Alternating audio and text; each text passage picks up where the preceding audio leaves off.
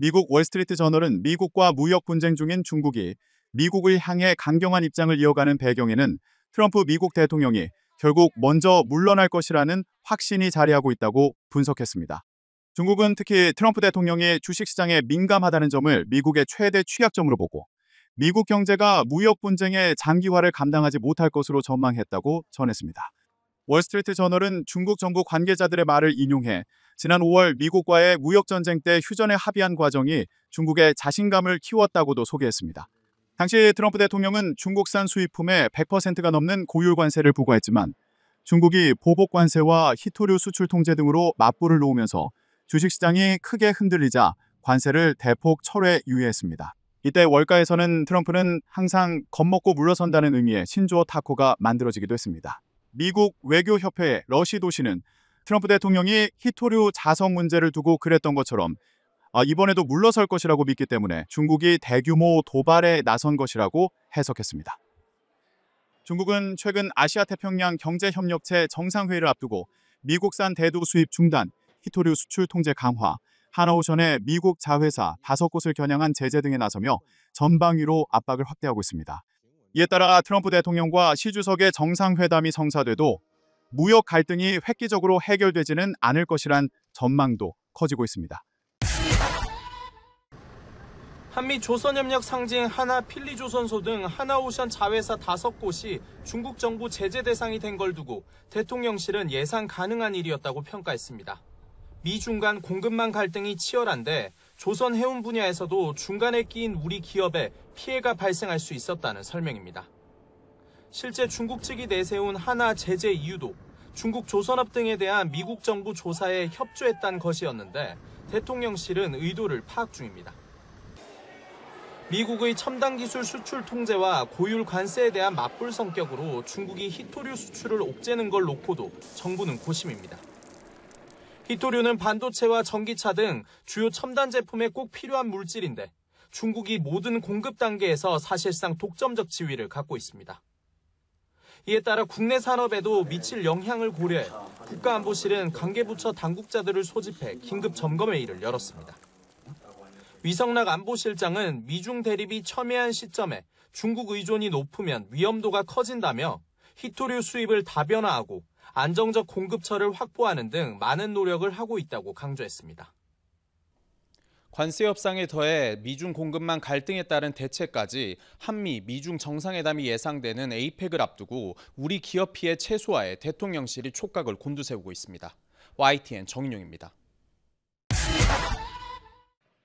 제이미슨 그리어 미국 무역 대표와 스콧 베선트 재무장관이 이례적으로 합동 기자회견을 열었습니다. 그리어 대표는 중국이 희토류 수출 통제 강화에 나선 건 세계 경제를 통제하려는 시도라고 비난했습니다.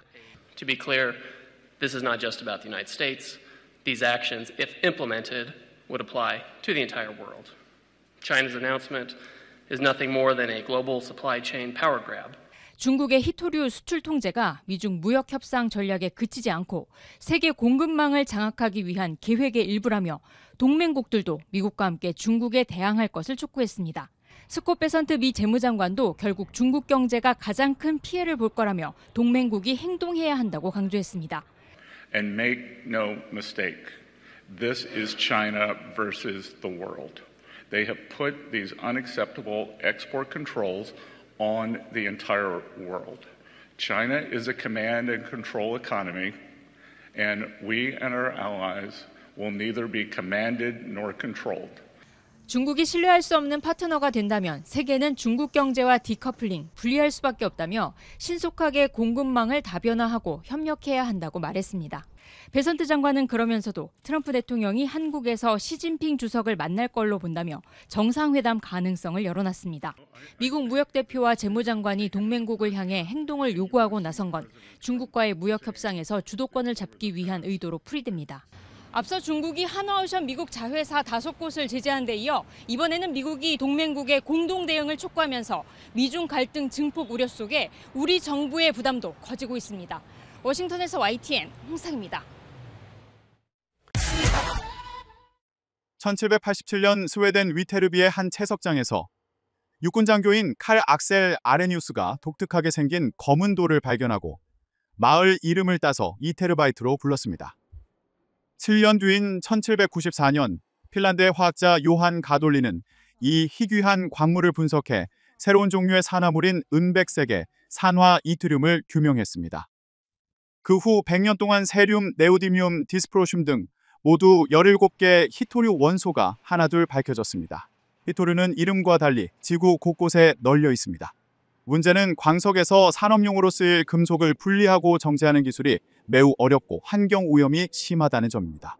바로 그것에 주목한 지도자는 중국의 덩샤오핑이었습니다. 덩샤오핑은 중동에는 석유가 있고 중국에는 히토류가 있다고 선언하고 값싼 노동력과 느슨한 환경 규제를 무기로 세계 히토류 산업을 지배해 나갔습니다. 내몽골 바오토 광산을 개발해 채굴부터 정제, 분리 제품 생산까지 완전한 산업 시스템을 갖춘 세계 히토류의 수도로 만들었습니다. 중국의 저가 공세에 밀려 미국은 히토류 생산에 독점적 지위를 잃었습니다. 주요 생산기지인 캘리포니아주 마운틴 패스 광산이 독약을 쏟아내는 땅이라는 환경단체의 공격 타깃이 됐고 업체들이 속속 문을 닫았습니다. 실제로 히토류 정제 과정에서는 방사성 등 독성 폐기물이 발생해 땅과 지하수를 통해 강으로 유출됩니다. 광산 인근 주민들은 이에 따라 만성 폐질환과 희소암 등 불치병으로 고통받고 있습니다. 2000년대 들어 중국의 시장 잠식에 위기감을 느낀 미국이 국가 전략 차원에서 히토류 공급망을 다시 만들려 하지만 근본적으로 안 되는 이유입니다. 중국이 히토류 17개 가운데 단 한 개라도 수출로를 막으면 전 세계 첨단 공장이 올스톱됩니다. 반도체와 스마트폰으로 먹고 사는 한국 경제가 중국 눈치를 보는 이유도 히토류에 있습니다. 히토류는 단순한 금속 소재가 아니라 글로벌 질서를 쥐고 흔드는 최강 무기인 것입니다. 특히 올해 중국이 수출 제한 조치를 한 히토류 6종 가운데 디스프로슘은 중국이 세계 생산의 90% 이상을 담당하는 히토류 중의 히토류로 전투기와 CT, 스마트폰 스피커, 전기차 소재로 사용됩니다. 중국이 작정하고 덤비면 미국의 공군력도 뒤흔들 수 있습니다. 중국이 자원을 무기로 미국의 급소를 더욱 움켜쥘수록 동맹국들의 미국의 빚을 갚으라는 트럼프의 압박은 더욱 노골화될 수 있습니다. 한국은 이래저래 고래 싸움에 새우등 터지는 상황이 됐습니다. 중국이 히토류와 관련 기술의 수출을 한층 강화하는 조치를 내놓았습니다. 히토류 물자를 대거 수출 통제 대상에 올리고 이 물자들을 수출할 때 중국 상무부가 발급한 군용과 민간용 이중용도 수출 허가증을 받도록 했습니다. 이 물자들로 해외에서 제조된 히토류 연구 자석 재료 등도 수출이 통제됩니다. 중국 상무부는 또 히토류 채굴, 재련 분리, 금속 재련, 히토류 2차 자원의 재활용 기술도 허가 없이 수출할 수 없다고 발표했습니다. 특히 수출 통제에 포함하지 않은 제품이나 기술이라도 해외 히토류 활용에 도움이 된다는 것을 인지했다면 수출 전 허가를 받아야 한다고 설명했습니다. 중국은 앞서 지난 4월 히토류 17종 가운데 7종의 대미 수출 통제를 단행했고 이후 트럼프 행정부에서 엔비디아 인공지능용 H20 칩 수출 허가를 따냈습니다. 당시 중국의 히토류 통제에 미국의 차세대 전투기 개발 차질 전망까지 나오는 등 미국 군수산업에 타격을 우려하는 목소리도 나왔습니다. 히토류가 중국의 막강한 대미 협상 카드임을 증명하고 있는 겁니다. 중국의 이번 히토류 수출 통제 강화는 에이펙 정상회의를 계기로 열리는 트럼프 미 대통령과의 회담을 앞두고 협상의 전략적 우위를 차지하기 위한 것으로 보입니다. 또 인도, 브라질 등 미국의 관세 압박을 받는 글로벌 사우스 국가와도 연대를 강화하려는 것으로도 풀이됩니다. 다만 중국 상무부 대변인은 이번 규제 대상 품목 범위는 제한적이고 다양한 허가 편의 조치를 취할 것이라며 여지를 남겼습니다. YTN 김세호입니다. 중국이 히토류와 관련 기술의 수출 통제를 강화한다고 발표했습니다. 이달 말 에이펙 정상회의를 계기로 열리는 트럼프 미국 대통령과의 회담을 앞두고 협상력을 끌어올리려는 의도로 보입니다. 김세호 특파원입니다. 중국이 히토류와 관련 기술의 수출을 한층 강화하는 조치를 내놓았습니다. 히토류 물자를 대거 수출 통제 대상에 올리고 이 물자들을 수출할 때 중국 상무부가 발급한 군용과 민간용 이중용도 수출 허가증을 받도록 했습니다. 이 물자들로 해외에서 제조된 히토류 연구 자석 재료 등도 수출이 통제됩니다. 중국 상무부는 또 히토류 채굴, 재련 분리, 금속 재련, 히토류 2차 자원의 재활용 기술도 허가 없이 수출할 수 없다고 발표했습니다.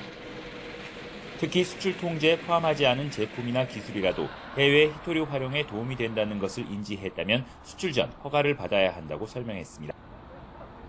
중국은 앞서 지난 4월 히토류 17종 가운데 7종의 대미 수출 통제를 단행했고 이후 트럼프 행정부에서 엔비디아 인공지능용 H20 칩 수출 허가를 따냈습니다.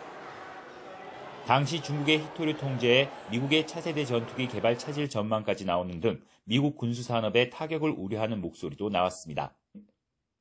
히토류가 중국의 막강한 대미 협상 카드임을 증명하고 있는 겁니다.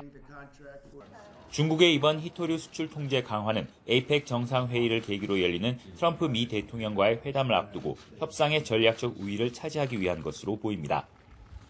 또 인도, 브라질 등 미국의 관세 압박을 받는 글로벌 사우스 국가와도 연대를 강화하려는 것으로도 풀이됩니다.